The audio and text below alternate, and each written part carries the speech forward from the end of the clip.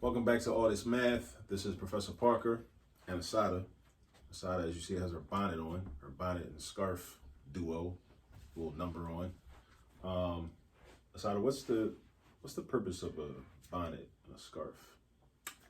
The scarf is to lay down my hair, and the bonnet keep my hair in place. Okay, so it's functional. It's not fashionable. It is fashionable, right? Mm-hmm. But it's more functional than fashionable. I get it. All right, that makes sense. So Asada's gonna help me do a problem from the Eureka math curriculum. All right, today we're doing a problem from Eureka math, 3rd grade, module 1, lesson 9. Now Asada's in 5th grade. Her school uses Eureka as well. So she's a little familiar with Eureka and she did this lesson probably 2 years ago when she was a 3rd grader, right? You remember this lesson? No. You don't? Not Okay. really. Well, we'll refresh your memory as we go through the problem. All right, so we're multiplying 7 times 3, right? By using a method where we break up 7 times 3 into separate parts and multiply those separate multiplication statements and then add those products together. Now, first thing you're going to say, especially if you're a parent, right? I know you're going to say, well, why we got to do all that? Why we can't just say, well, memorize the multiplication facts and know that 7 times 3 equals 21, right? Using the multiplication chart, right? That's one way to do it, which is important. And your children should memorize the multiplication table. They should. Asada has the multiplication table memorized, right? That was very important to me for her to memorize some multiplication facts as early as possible. Also her older brother Nasim as well, right? And I highly recommend that for you.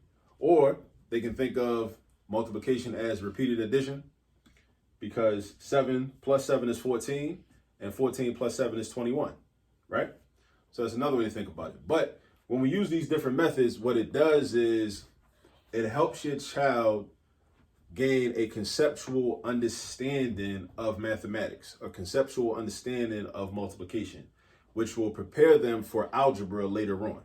A lot of the problems that I've seen throughout my career teaching high school math is students not having conceptual understanding of algebraic concepts that could have been introduced when they was in elementary school and they weren't. So hopefully by using these so-called extra methods and this so-called new math, the children will develop you having fun? The students will develop a conceptual basis and a conceptual understanding of math that's going to come later on when they get to the 6th grade, when they get to the 9th grade, when they get to the 12th grade, right? And even when they take in college algebra. Hopefully they'll have that foundation now. That's the hope. So, Asada, do me a favor. What we're going to do first is we're going to draw 7 rows of 3 using circles. We're going to use circles. 7 rows of 3. Go ahead. 7 rows of 3. Where? Good question. Right under here, dude. Let me start you off. I need to model what I'm looking for. 1, 2, 3. That's 1 row. I need the 2nd row, 3rd row, 4th row, 5th row, 6th row, 7th row. Let's go.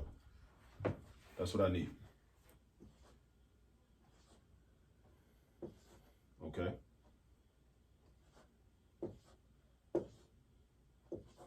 Okay. 4 rows.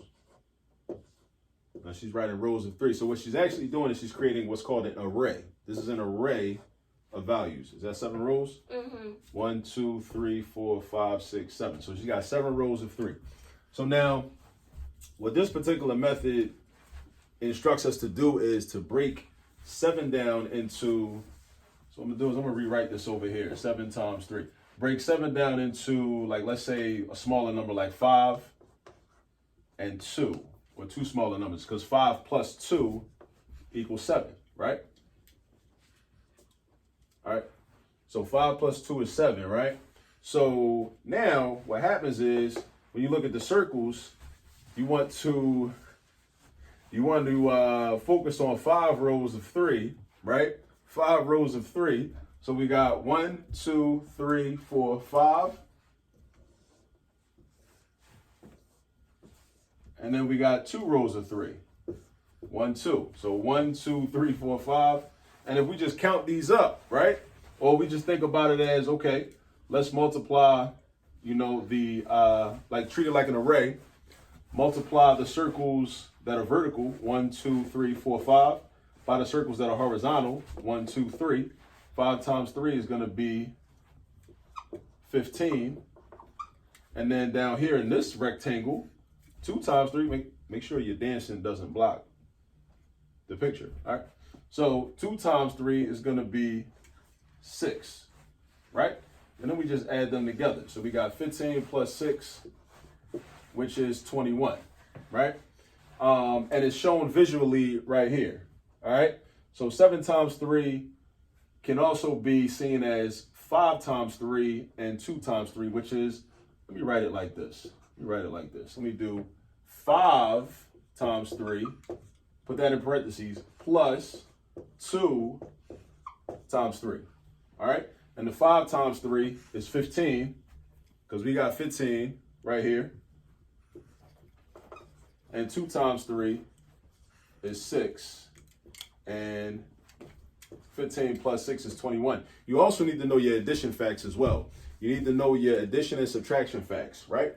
We need to know that as well. So this is it. We're just going to do this one quick example from lesson 9. I wanted to do another problem, but we're going to do a separate video with another problem in it and just stop right here. But again, look how we broke it down. We broke 7 down into 5 and 2. And we multiplied each of those numbers by 3. So basically what we're saying is, sis, watch out. So basically what we're saying is multiplying 7 times 3 is the same thing as multiplying 5 times 3, which is this, and adding that to 2 times 3, which is this, right? And I'm telling you, that's going to, conceptually, this is going to be helpful later on. Later on, you might not see the value now, and that's cool. But later on, when they get to algebra, when they get to pre-algebra, having this understanding is going to help them. All right? Asada, you got any last words? Can you get out the camera, please? What are you doing? All right. Any last words? No. All right. So now we've shown you how to do it.